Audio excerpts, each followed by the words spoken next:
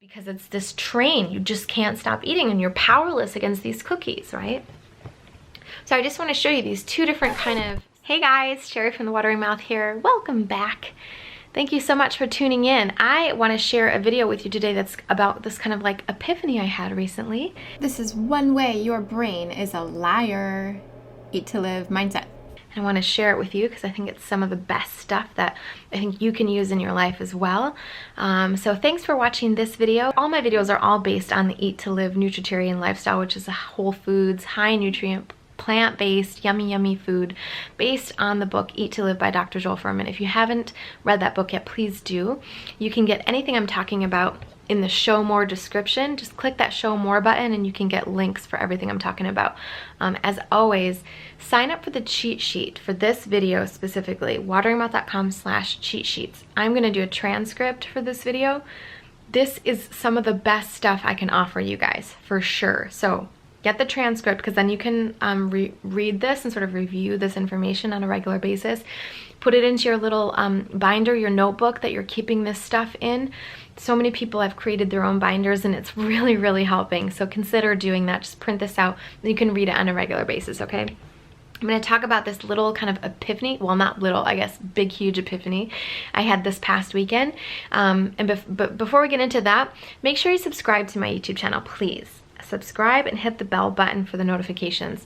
I know that 56% of you people watching this video right now are not subscribed, and that's cool, but like please subscribe, because the reason you want to subscribe is because it will actually push my channel out to more people. More people will see my channel, more people will view these videos. I'll get my message out more, which will in turn allow me to make more videos for you right now, okay? So if you like these videos, subscribing is the best, most free, easiest thing you can possibly do to support me. I'd really appreciate it, okay? So wateringmouth.com/cheat sheets to get the cheat sheet for this video. Subscribe, hit the thumbs up button if you like this video, and let's get into it. Okay, so this topic is based on mindset. Okay, so I have been talking a lot lately, and this is kind of where my whole practice is evolving. As a private coach for this lifestyle, I'm the most well-known coach of this lifestyle in the world. I have, you know, this YouTube channel, a huge Facebook page, all this kind of stuff, and this is what I do. I coach this lifestyle. I help people go from where they start to a successful nutritarian. That's what I do. In my coaching, I learned so much about other people's issues and struggles, but I also learned so much about myself. I'm actually marrying the Eat to Live lifestyle information with life coaching because I'm getting certified as a life coach as well. And so I put the two things together of Eat to Live, how you eat the best, most highest nutrient, amazing plant foods on the planet for your longevity and all of that. So I got the kind of handle on that. And then I add in the most powerful mindset techniques in the world, like the best stuff that will, it's not just accountability, you guys, because I don't really believe in that so much. I mean, I think accountability is great, but it only gets you so far.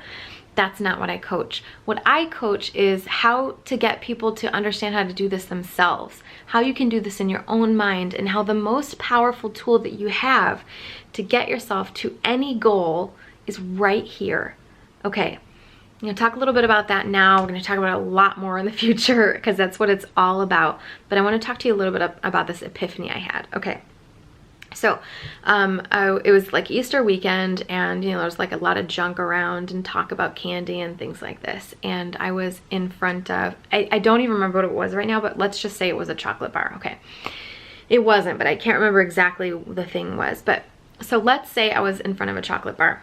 And in this mindset stuff, I think the most important thing to keep in mind is that our thoughts create everything in our life. They create our feelings, they create our emotions, they create our actions, they create our results, etc. Our thoughts create everything. Okay, they are the beginning of everything. When we have a thought, it makes us feel a certain way, which makes us act a certain way, which makes us get a certain result. Okay, that's kind of the basis for everything, I feel like. So we have to understand what our thoughts are and how we can change them or how we can improve them over time. It's kind of everything. So, you know, that's a real basic overview of things. But I was sort of looking through my own thoughts this past weekend, and I was in front of, you know, this chocolate bar.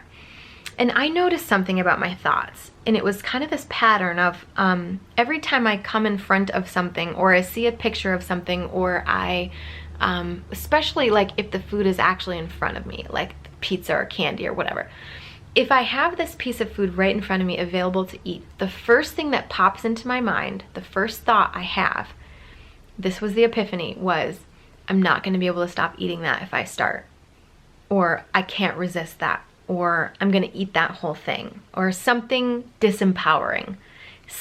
This was the epiphany, you guys.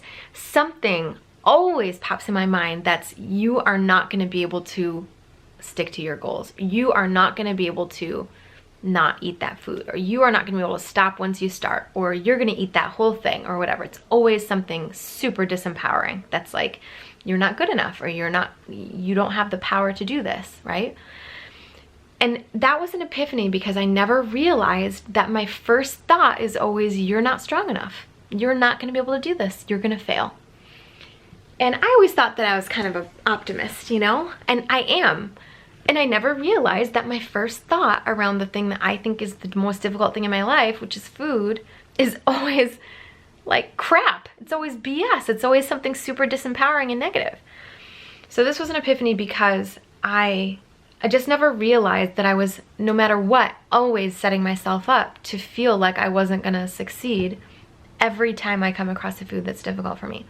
The reason I started thinking through this is because I've seen a lot of posts from people in my audience over the years and lately, and even in my own thoughts, my own life, about this idea that food controls us, that the food is in control of us, we're not in control of ourselves. Okay, the reason that this is so dangerous, this thought, this is probably the most dangerous thought that we have, because it actually ends up leading to cancer and heart disease, because we feel like we are powerless. The reason that that's why it's dangerous, but the reason that we end up always succumbing to the foods, or, you know, it's very rare that we actually have the willpower, so to speak, to resist these things, is because we're always telling ourselves we can't. We're always telling ourselves we're not going to be able to. When we tell ourselves that, like, if I'm sitting there in front of a chocolate bar and I tell myself, you're not going to be able to not eat that, like, you're going to eat that whole thing. If there was actually someone behind me saying that to me, like, you're not good enough, you're not going to be able to resist that, you're powerless against that kind of food, you're not very good at resisting that kind of stuff. If there was someone actually saying that behind me, I would listen to them and I'd be like, oh, okay. The feeling I would get from that type of a conversation, or you know, monologue going on behind me, would be like, oh, okay, you're probably right. You know, I would feel disempowered, I would feel lack of confidence, I wouldn't feel very strong, and then I would end up eating the whole thing. Because when we have feelings like that, we act out of those feelings, and when you're truly feeling that way, right? So what in effect is happening, there's not actually someone behind me saying that, because I could actually turn around to that person and be like, shut up, like, who are you to say that? You don't know me, right? But those thoughts are happening inside my mind, and they're happening without me even really noticing that it's happening. And so those feelings come automatically, and I act based on those feelings. So of course I'm going to have like a bad time around chocolate, or a bad time around pizza or something, when I'm always telling myself that I'm never gonna be able to resist it. So why try, right? But what if I noticed that thought?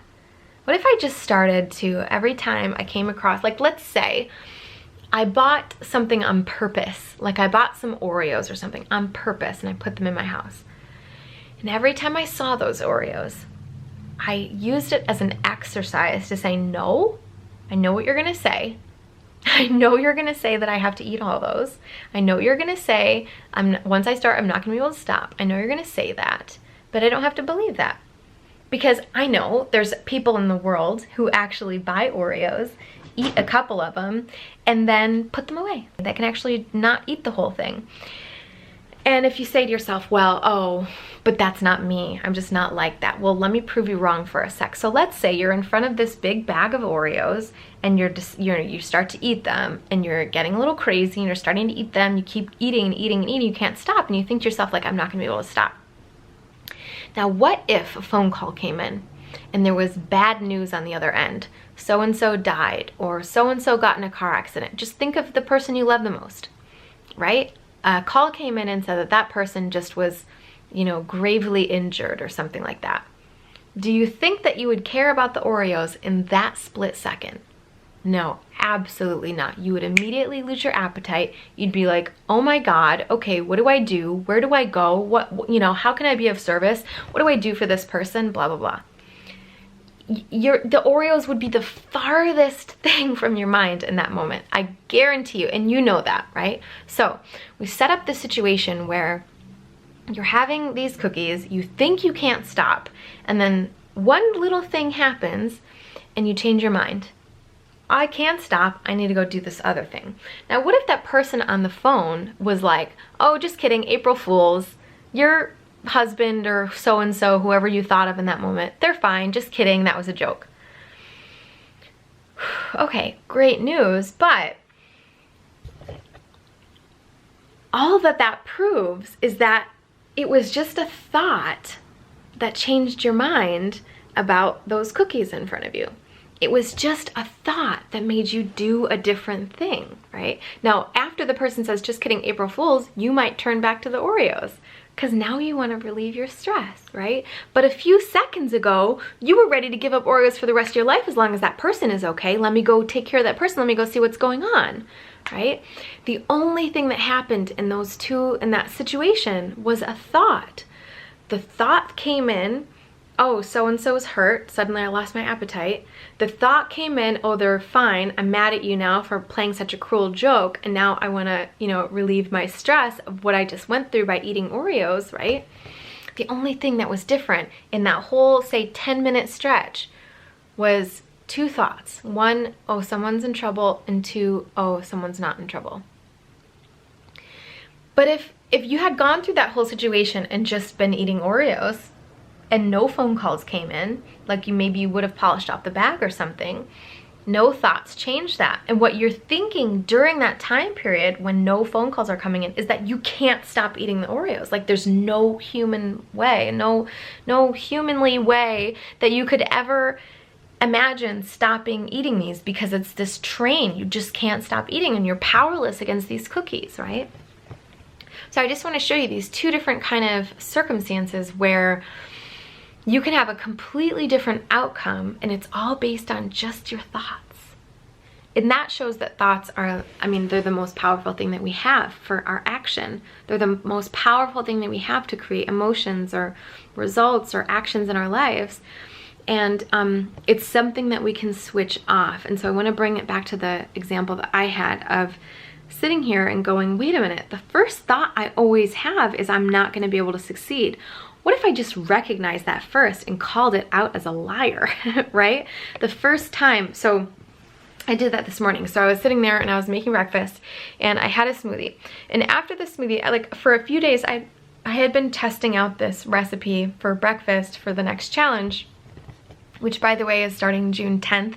Sign up at thewateringmouth.com/freshstart2019 if you want to be notified of the next 21-day challenge that I put on. Super powerful, awesome, get in on it now.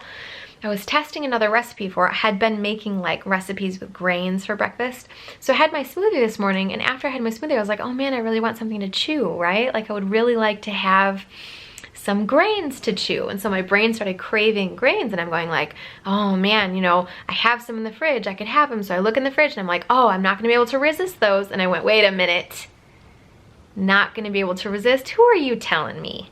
Who are you telling that I'm not gonna be able to resist? And I had this little conversation I've never had with my brain before, where I was like, wait a minute, why are you telling me? All I did was open the fridge. Why are you telling me I'm not gonna be able to resist them? Like, that's silly. Of course I could resist them. I could just physically shut the door and walk away. That would be resistance, and it would be really simple. It's all based on a thought. And if I thought to myself I couldn't resist them, I'm gonna be in a really sad, disempowered state that is probably gonna believe that I can't resist them, and then I'm gonna go eat that whole thing, right? So I wanna just kind of give this little idea here about mindset and just how powerful our thoughts can be. And they don't even have to be true, right? Like someone could April Fool's us into stop eating Oreos, right? And we would do it. And then they could reverse April Fool's us and be like, okay, just kidding. And then we would probably start eating again. But it's all based on just a thought in our mind that wasn't even necessarily true. So there's, this isn't like the easiest thing to kind of get a hold of, but I think the first advice here is just consider what thoughts go through your mind and see which ones might be disempowering and see which ones that you might be able to just notice and call them out for the liars that they are, because we have what, like 50, 60,000 thoughts per day. They can't all be right. Yeah? Okay, something to consider. If you guys like this one, download the cheat sheet for it. There's gonna be a transcript-ish. I think it's gonna be a transcript. wateringmouth.com/cheat sheets, and then you can sort of revisit these concepts on a regular basis and just start to put this into place in your own mind, okay? In your own journey. Like I said before, please subscribe and hit the notification button to get notified whenever I upload videos. I'd really appreciate it. It helps me out so much. And make sure you sign up for the challenge. Like I said, wateringmouth.com/freshstart2019. That's gonna be starting up really soon. Whenever you're watching this video, there's probably gonna be another one coming up. So sign up for that list there and you'll be notified when the next one is coming up, okay?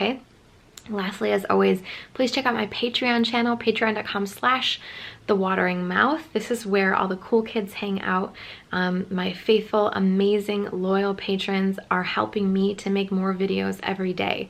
And this is really, from the bottom of my heart, it is the most important thing that has ever happened to me from you guys, because it's allowed me to get daycare and to get help making these videos. So I just want to say thank you to my current patrons, and then I hope you will consider becoming a patron really soon. So patreon.com/thewateringmouth. Thanks so much for watching. That's all I got. I hope you guys like this one. Let me know down below in the comments what you thought about this one. Was this the kind of video that you liked? Just let me know. And what struck you? You know, what hit you the most? Was there something you kind of had a little aha moment at all or not? Let me know. Let's have a discussion down below. That's all I got. So I'll see you guys in the next video. Thanks for watching. Bye. And they say goodbye too. Lazies. Meow.